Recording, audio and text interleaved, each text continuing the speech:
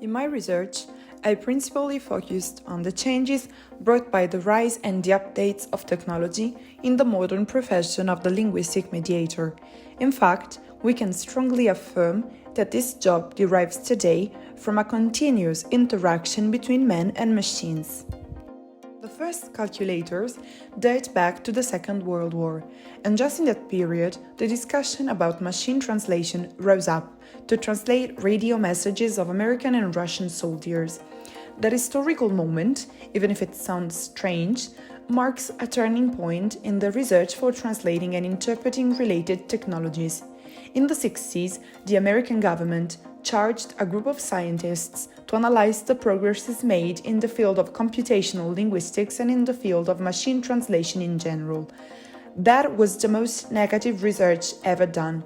The publication of the Alpine report in 1966 marks an incredible setback in the researches of the field, spreading the idea that gaining results in that field would be impossible, and for that, any further research would be senseless. Researches were abandoned, just to be restarted and deepened during the 80s, after the rise of the first modern technology, the personal computer, which generated a series of reactions. The spread of this tool increased the need to make any product available for every market as soon as possible. Since the idea of machine translation had been abandoned, researchers focused on the other tools that are nowadays fundamental for translator, CAT tools. CAT tools, or computer-assisted translation tools, represent a big advantage for translators in terms of time and productivity. The CAT system is in fact based on translation memories, databases of previously translated texts that the system exploits to find sentence or word correspondence, and that allows the translator to rely on them almost totally. Obviously, the researches on machine translation arose too, even thanks to the interaction with artificial intelligence paradigms. In 2014, the neural machine translation was developed, and it was based, as the name explains, on neural network, some artificial intelligence mechanisms that are inspired by the human brain. Since they are exposed to a big amount of data, they are autonomously able to apprehend and solve functions without being trained to. The human-computer interaction that is at the core of the modern profession is based on the ability of technology to manipulate human language and to create systems that are able to understand and produce it.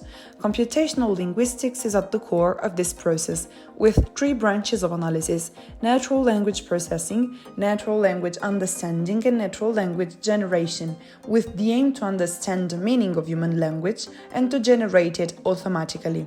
In this field, ChatGPT has recently been introduced by OpenAI, a prototype of chatbot that, using the adaptive system, is able to answer simple prompts without being trained to do it.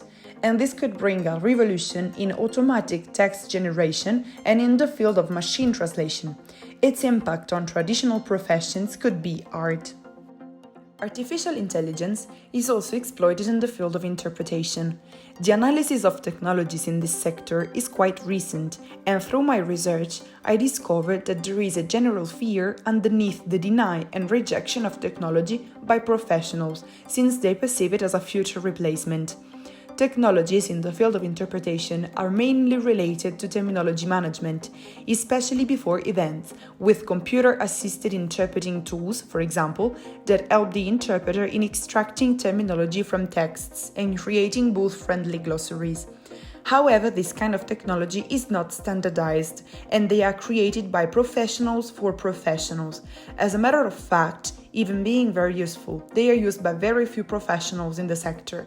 In addition, talking about machine interpreting, more studies need to be done in order to be considered active part in the process of interpreting and to become, as machine translation did, a mass dissemination tool. In the last part of my research, I focused on the application of those changes on educational programs for translation and interpreting students. what I realized is the need for a complete overturn in the traditional academic education that sees education as mostly theoretical. On the contrary, technology should be introduced as an underlying skill at the base of every course for the education of language professionals. I analyzed 2 empirical studies showing the positive attitude of students towards CAT and CAI tools with satisfying results for the research that surely need to be increased and deepened. To conclude, I realized that the rejection of technology by many professionals is related to the lack of interest by academic institutions, but also to the incorrect narration related to these tools that at the moment cannot replace the human activity, but simply help humans in repetitive activities, extending their abilities and, as a consequence, their productivity.